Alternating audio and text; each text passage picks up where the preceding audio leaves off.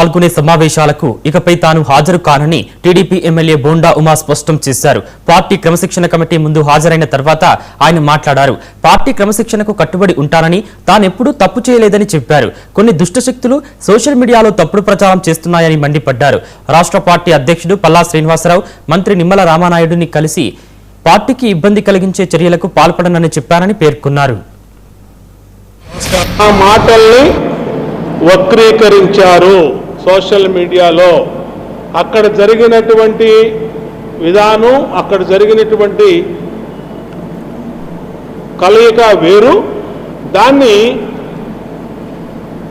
విపరీతమైనటువంటి ధోరణితో కొన్ని దుష్టశక్తులు వాళ్ళకు అనుకూలమైనటువంటి భాషలో వాళ్ళు తీసుకొచ్చారు. దాని మీదే పార్టీ వివరణ అడిగింది. ఇవాళ వచ్చాం పార్టీ ఆఫీస్లో. శ్రీనివాస్ గారి పల్లా అధ్యక్షులకి, మంత్రి గారికి ఏదైతే చంద్రబాబు నాయుడు గారి ఆదేశాల మేరకు వాళ్ళిద్దరిని కమిటీగా ఇస్తారో వాళ్ళిద్దరితో మాట్లాడాం. పూర్తిగా అన్ని విషయాలు కూలంకుషంగా చర్చించాం. ఇది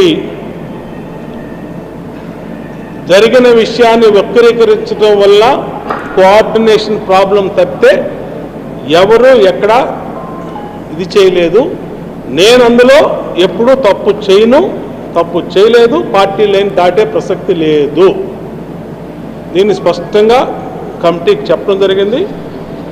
ఇప్పుడు కోఆర్డినేషన్ అంటే ఇది ఏ విధంగా భవిష్యత్తులో పల్లా శ్రీను గారికి